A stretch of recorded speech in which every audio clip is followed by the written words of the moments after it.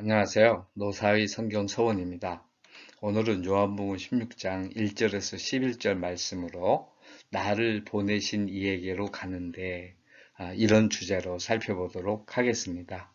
이 이면에는 우리는 어디로 가는가라는 그 점을 같이 생각하면서 할 때 더 은혜가 되리라 봅니다. 먼저 1절에서 4절 말씀입니다. 이것을 이름은 1절 말씀에 내가 이것을 너에게 이름은 너희로 실족하지 않게 하려 함이니 이때 이것을 헬라어로는 타우타, 렐라, 레카 이렇게 되어 있는데 내가 이미 말해버렸다. 완료형이거든요. 그러면 이것을 잃었 했을 때 이름은 이렇게 했을 때 이미 말한 거란 말이에요. 그럼 이것은 이전에 한 거죠. 가장 핵심적인 것은 하나님과 내가 하나이고 내가 서로 사랑하니까 너희도 서로 사랑하라. 아버지가 나를 사랑한 것 같이 너희도 나를 사랑하고 또 너희끼리 내가 너희를 사랑한 것 같이 너희도 사랑하라. 아마 핵심적인 내용이겠죠. 아버지께로 가기 전에 끝까지 제자들을 사랑하셔서 지금 하나라도 뭔가 말씀을 들려주시려고 하는 거죠. 이렇게 말하는 거예요. 1절에 너희로 실족하지 않게 하려 함이니 이렇게 돼 있거든요. 스캔달이죠. 실족하다, 걸려 넘어지다. 요새 영어로 스캔달이라고 하잖아요. 스캔달은요, 사실은 자기가 걸려 스스로 넘어지는 거예요. 이렇게 저렇게 막 의도적인 게 상당히 많이 있죠. 물론 장애 요소들이 있지만 말이죠. 예, 어쨌든지 너희가 헛발질을 해가지고 예수님하고 함께 있었는데 이거를 믿지 못하고 하늘나라로 못 간다면 안 되잖아요. 그러니까 실족하지 않게 하려 함이라. 실수하지 않고 헛발질을 하지 않고 필히 예수님이 가는 곳으로 오도록 하고자 합니다. 이거죠. 이게 대적자 이것을 좀 이르는데 왜냐하면 다 이렇게 일러두는 이유가 이제 대적자들이 하는 일이 있기 때문이다 그런 얘기죠. 2절 말씀인데 사람들이 너희를 출교할 뿐 아니라 때가 이르면 무릇 너희를 죽이는 자가 생각하기를 이것이 하나님을 섬기는 일을 하더라. 그러니까 제자들을 출교하고 죽인다는 거죠. 여기 죽이는 건 꼭 목숨을 신체적으로 또는 그 생명을 끊는 것만이 아니고 영적으로 뭐 온갖 죽이는 일들이 많잖아요. 출교는 종족에서 쫓김을 당하는 거니까 이게 또 보통 일이 아니고요. 대적자들은 이것을 하나님의 일로 생각을 한다 이거죠. 대표적으로 유대인들 아닙니까? 예수님을 죽이고서 그게 자기들이 하나님을 잘 섬기는 것이다. 이렇게 생각을 했으니까요. 이것을 이름은 이거는 그 3절 말씀인데 그들이 이런 일을 할 것은 아버지와 나를 알지 못하기 때문이다. 그러니까 이것을 이루는 이유는 말이죠. 그들이 하나님을 모르고 이런 짓을 할 거라는 거예요.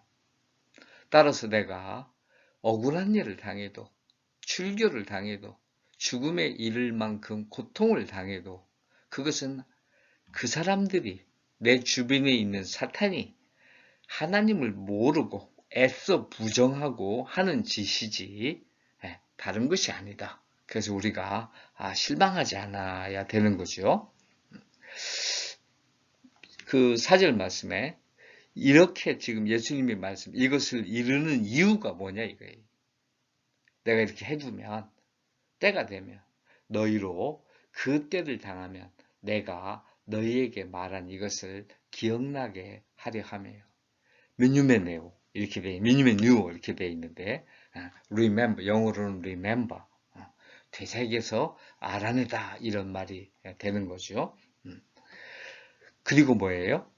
이 말이 함께 있을 때 지금 보면은 처음부터 이 말을 하지 아니한 것은 내가 너희와 함께 있었습니다. 그러니까 함께 있었기 때문이에요. 지금도 그렇죠. 우리가 예수님과 함께 있음을 느낀다면 무슨 다른 말이 필요하겠어요. 예수님과 함께 있다는 생각에서 벗어날 때 문제가 되는 거죠. 제자들이 3년 동안 쭉 해서 예수님과 함께 있었는데 예수님이 이제 십자가에 달려 돌아가시고 하늘나라로 올라가신다면 말이죠. 안 되는 거 아니겠어요?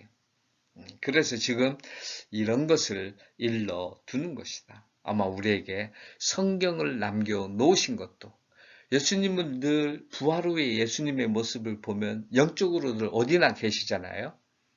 그런데 사람들은 눈으로 보는 걸 찾는 거라. 그래서 예수님이 영적으로 함께 있다는 걸 놓치는 순간 불안해지고 자꾸 무슨 형체를 찾게 되고 표적을 구하게 되고 뭐 이런 거지요. 5절에서 7절 말씀입니다.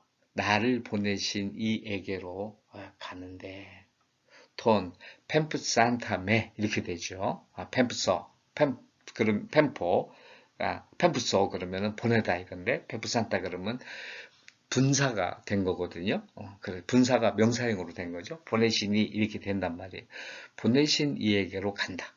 이거는 하늘나라 영광을 받으신다. 그 말씀이죠.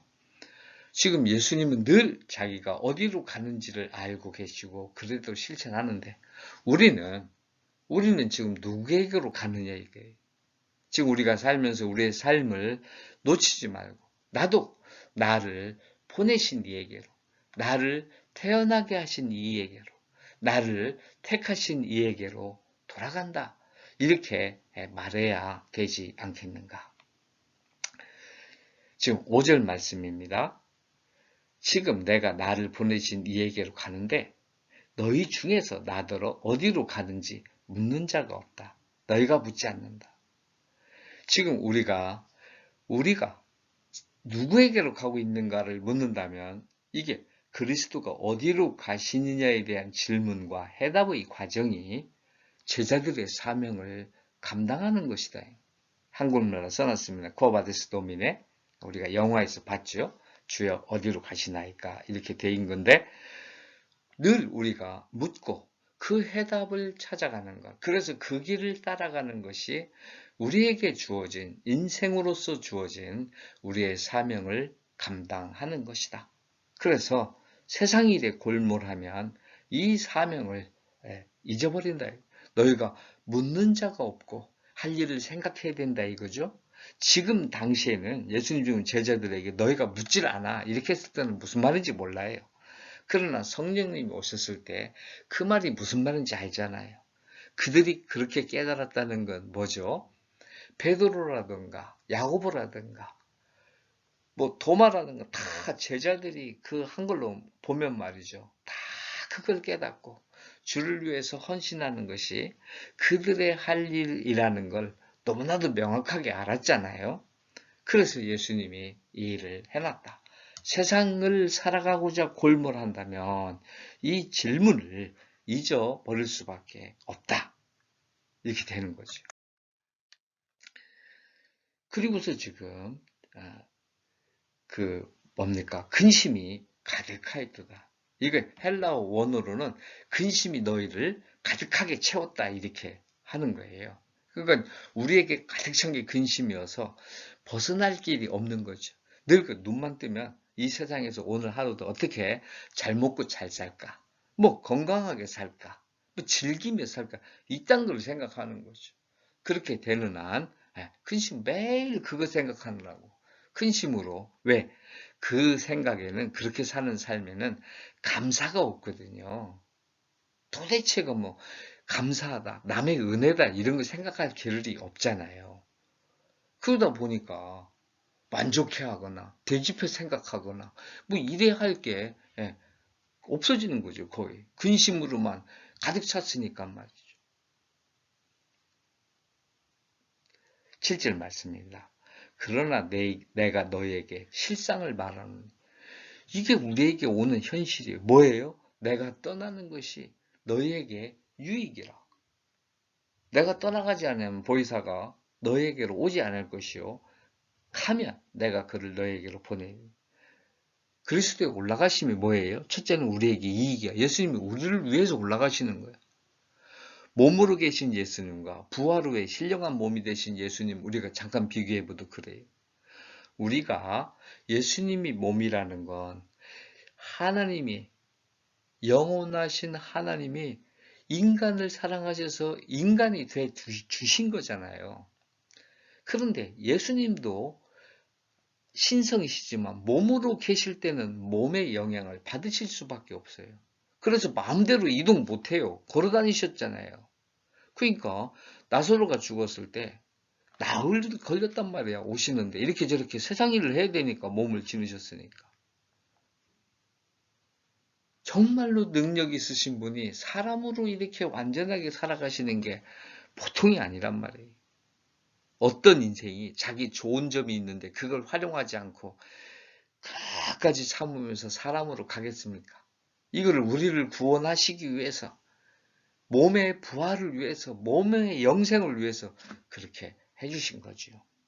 그런데 부활 후에 신령한 몸이 되었을 때는 제자들이 꽁꽁 문을 닫고 숨어 있는데도 들어오시잖아요. 길 가는 제자들을 순식간에 만나시잖아요. 사람의 기록이 쓰다 보니까 그래서 그렇지 예수님이 동시에 얼마든지 그런 일을 부활 후에는 다 하실 수 있었던 거예요. 이게 이익이에요. 이미 예수님이 부활하신 걸로 우리에게는 올라가신 의미가 있는 거지요. 보혜사 성령이 우리에게 오십니다. 진리의 영이십니다. 그래서 예수님이 가시지 않으면 이 성령님이 지금 과거에도 그렇고 지금도 그렇고 앞으로도 그렇지만 모든 깨달음 판단력과 관련된 것은 성령의 역사하심이지요. 우리에게 늘 무슨 일을 만나든지 이것은 하나님이 이렇게 하신 일이고 어떤 뜻이 있는 것이고 늘 견뎌라 인내하라 하나님이 너와 함께 하신다 그리스도가 너를 위해 돌아가셨다 이런 얘기를 계속 하시면서 잠시도 멈추시지 않고 우리를 이끌어 가신다. 그래서 예수님이 나를 보내신 이에게로 간다. 저도 제가 세상을 떠나면서 나는 나를 보내신 이에게로 가노라. 내 자녀들에게 내가 알고 있는 사람들에게 너희도 내가 가듯이 이렇게 나를 따라와야 된다.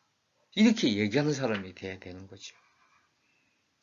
드디어 보혜사 성령이 죄와 의와 심판에 대해서 책망합니다. 하다 보니까 글씨가 좀 작은데 이해해 주세요. 전체적으로 사람이 죄를 알 때 의에 대해서 알 수 있고 의를 알 때 심판에 대해서 이해할 수가 있습니다. 여기 지금 죄는 세상의 죄, 대표적으로 유대인들이 하나님을 믿은 신앙의 죄죠. 온 세상의 전통이나 풍속들, 샤머니즘, 문화 등 여러 가지가 하나님을 알지 못하게 하잖아요.